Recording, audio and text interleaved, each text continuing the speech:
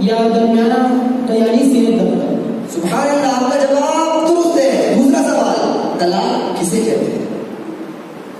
نکاح کے بعد عورت شوہر کی پابند ہو جاتی ہے اور اس پابندی کو ہٹانے کو طلاق کہتے ہیں۔ سبحان اللہ، آپ کا یہ جواب بھی بالکل درست ہے۔ تیسرا سوال، قرض دے کر اس پر نفع لینا کیسا؟ میرے آقا اعلیٰ حضرت رحمۃ اللہ تعالیٰ علیہ فرماتے ہیں، فتح رضوی میں فرماتے ہیں کہ قرض لے کر اس پر جو فائدہ اور نفع حاصل کیا جاتا ہے تو یہ سود اور حرام ہے۔ اور میرے آقا جناب محمد مصطفیٰ صلی اللہ تعالیٰ علیہ وآلہ وسلم فرماتے ہیں کہ جو قرض کے ذریعے نفع حاصل ہو وہ سود ہے۔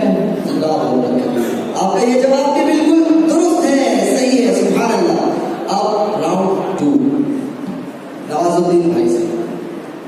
نواز الدین بھائی، آپ ارشاد فرمائیں کہ سب سے پہلے امیر المومنین کس خلیفہ کو کہا گیا؟ سب سے پہلے امیر المومنین حضرت سیدنا عمر فاروق اعظم رضی اللہ تعالی عنہ کو کہا گیا۔ سبحان اللہ، آپ کا جواب بالکل درست ہے۔ دوسرا سوال، وہ کون سے صحابی ہیں جنہوں نے پیارے آقا صلی اللہ علیہ وسلم کی زیر کفالت تربیت پائی؟ وہ صحابی حضرت سیدنا علی کرم اللہ وجہہ الکریم ہیں۔ یہ جواب بھی آپ کا بالکل صحیح ہے، سبحان اللہ عز و جل۔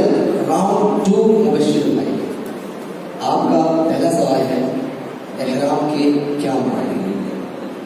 احرام کا معنی ہے حرام ہونا، اس کا لفظی معنی حرام ہونا، چونکہ اس میں جو شخص احرام باندھتا ہے تو اس پر وہ بعض چیزیں حرام ہو جاتی ہیں جو پہلے جائز تھی۔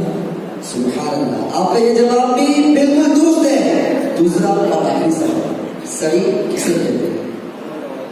صحیح کہتے ہیں صفا اور مروہ، صفا ایک پہاڑ اور مروہ بھی ایک پہاڑ ہے، اس کے درمیان دوڑنے کو صحیح کہتے ہیں۔ سبحان اللہ، یہ جواب بھی آپ کا بالکل درست ہے، سبحان اللہ۔ احرام اور صحیح کی بات چلی ہے، آئیے دعا کرتے ہیں اللہ تبارک و تعالیٰ ہمیں بھی مدینے کی حاضری عطا فرمائے، ہمیں بھی حاجی بنائے، عمرہ کی سعادت عطا فرمائے۔ کاش وہ دن بھی آئے کہ ہم